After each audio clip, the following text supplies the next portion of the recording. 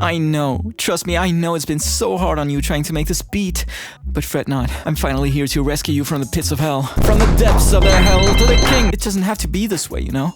You don't need to be so harsh on yourself, trust me, it's gonna be fine. I mean, look at what I'm doing here. I'm literally fucking around with some kind of fucking twin plugin by FabFilter. Like, the thing about making music is, it's hard, and sometimes you're gonna be burnt out. You're gonna feel like you have absolutely zip, nada, zero inspiration for making music whatsoever. And in that case, the only thing you need to do is open up FL, Ableton, Cubase, whatever the fuck you use.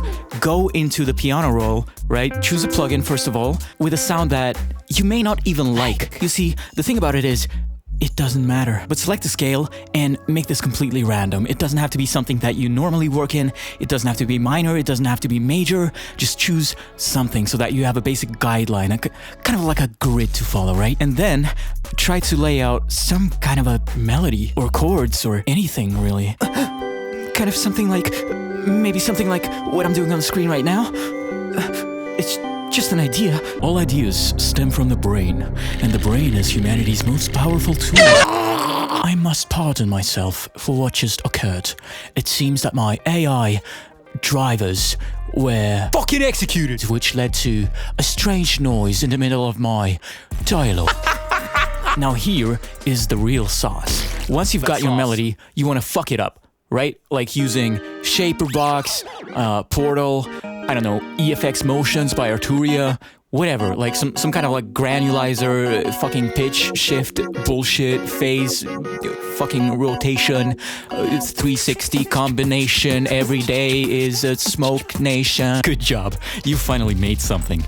I'm something of a scientist myself, actually, and I make this kind of shit every day, and to be honest, that's really awe-inspiring. Anyway, once you've got your loop, the next thing you want to do is add an 808, which is how I usually approach making my beats. Once you've laid out your 808, the next thing you want to do is route both the loop and the 808 to a bus on which you add a fucking tape emulation machine thing. The thing about this is it's gonna allow your 808 to clash together with your loop, which makes the 808 sound really thick and really fat, and it just makes for an oh my god type of distortion. And that's exactly what those thick thoughts that you've been chasing for years want to hear. Now the next part of this is adding drums. Obviously, of course, who wouldn't want to add some drums? So add some hi-hats, add some, you know, snares, add some open hat cymbals. I don't know, look at the screen, look at what I'm doing, right? It has a nice bounce to it.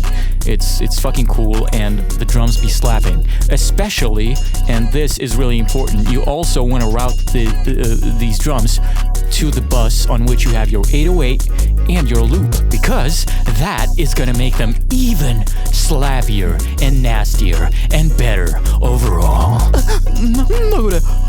If anybody wants to hire me for voice acting work, I'm always down. Send me a message on YouTube Messages. As we all know, that exists, and that is a thing on YouTube. YouTube Messages. Thanks. Like, am I tripping here? Am I the only one who likes this kind of music? I think this is kind of fire, right?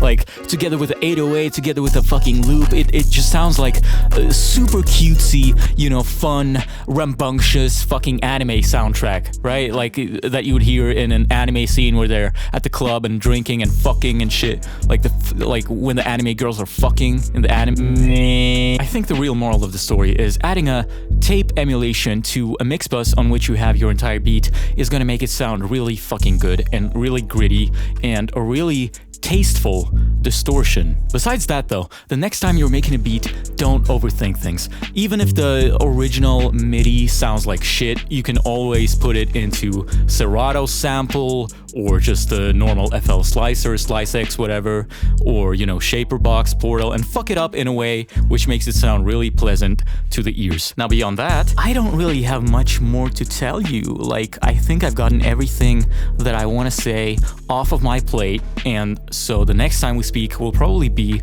in approximately 50 fucking years. So go ahead and smash that cock and ball button, and we speak relatively soon in 50 years.